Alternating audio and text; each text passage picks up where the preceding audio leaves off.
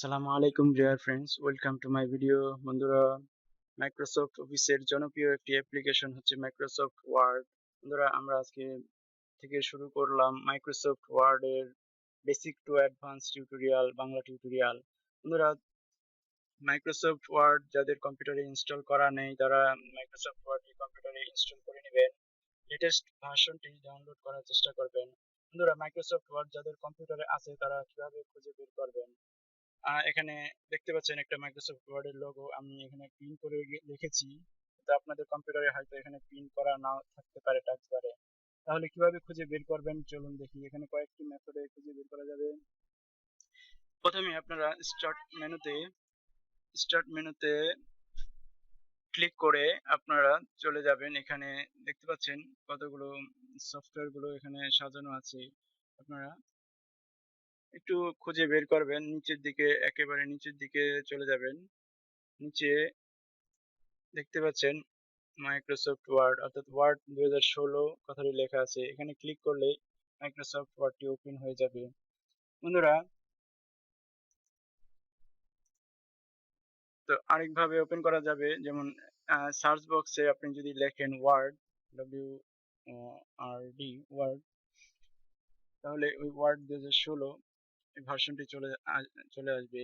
বন্ধুরা, মাইক্রোসফট ওয়ার্ডটি এখানে যার 2016 বা লেটেস্ট ভার্সন রয়েছে সেটি ডাউনলোড করবেন।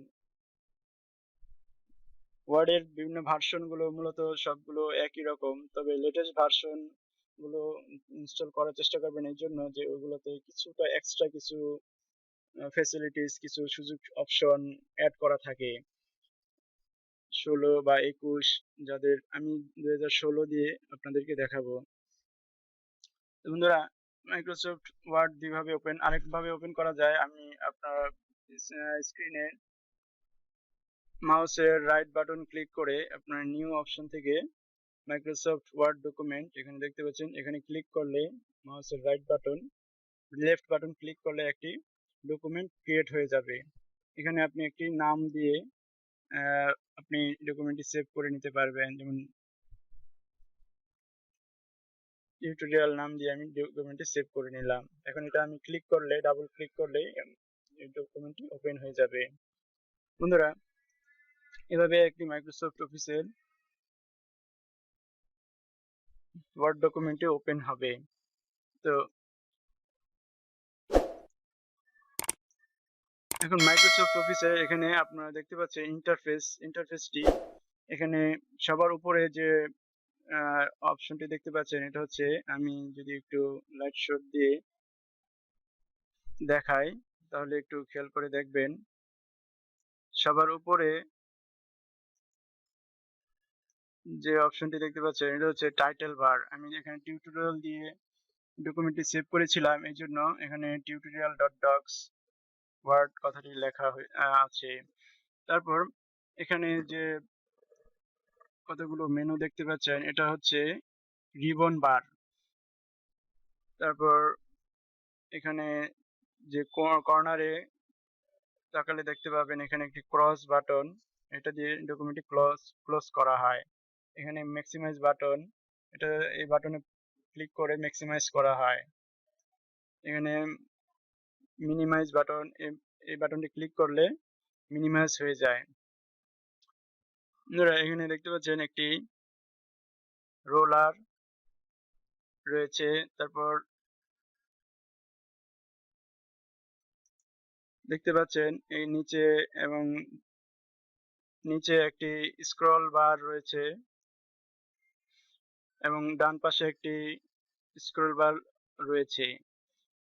দিয়ে স্ক্রল বার দিয়ে ডানে বামে পেজটিকে সরানো যায়, উপর নিচে ভার্টিক্যাল স্ক্রল বার দিয়ে নেওয়া যায়।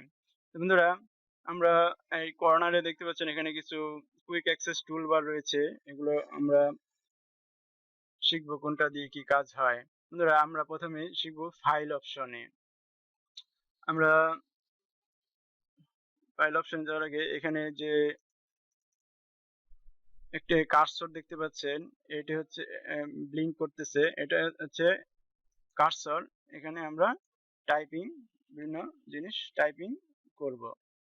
এই কার্সর যেখানে থাকবে সেখানে আমাদের টাইপিং হবে। যেমন আমি যদি লিখি, বন্ধুরা দেখতে পাচ্ছেন এখানে আমি একটি লেখা লিখলাম, যেখানে কার্সরটি রয়েছে ঠিক সেম এই জায়গায় একটি লেখা টাইপিং করেছি।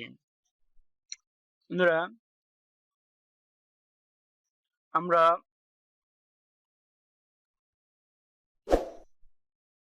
প্রথমে আমরা ফাইল অপশনে যাব। ফাইল অপশনে এখানে রয়েছে, দেখতে পাচ্ছেন প্রথম অপশনটি রয়েছে ইনফো। ইনফো হচ্ছে যেমন প্রোটেক্ট ডকুমেন্ট।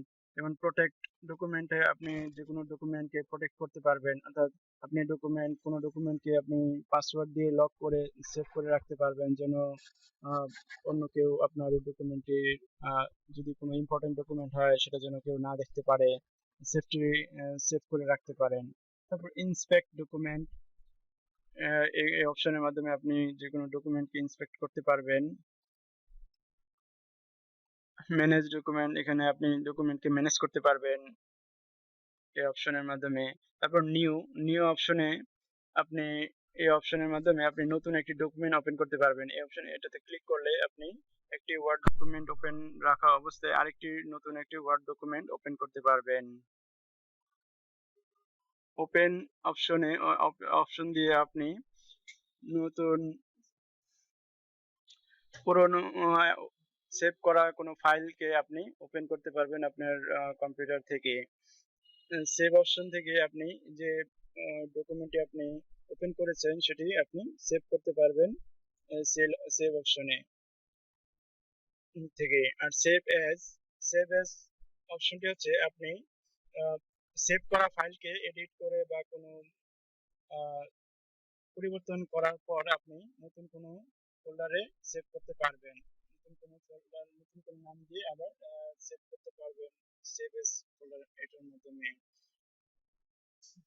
তারপর সেভ এস অ্যাডোবি পিডিএফ, অর্থাৎ এই অপশনের মাধ্যমে আপনি পিডিএফ হিসেবে ফোল্ডারকে সব সেভ করতে পারবেন কোন ডকুমেন্টকে। প্রিন্ট অপশন, এখানে প্রিন্ট অপশন থেকে আপনি কোন ডকুমেন্টকে প্রিন্ট করতে পারবেন। এখানে থেকে আপনি প্রিন্টের কপি নাম্বার বসিয়ে আপনি প্রিন্টে ক্লিক করলে প্রিন্ট হয়ে যাবে। শেয়ার অপশন থেকে আপনি কোনো ডকুমেন্টকে শেয়ার করতে পারবেন। এক্সপোর্ট অপশন থেকে ডকুমেন্টকে এক্সপোর্ট করা যায়। তো ক্লোজ অপশনে আপনি ক্লিক করলে ওয়ার্ডটি ক্লোজ হয়ে যাবে।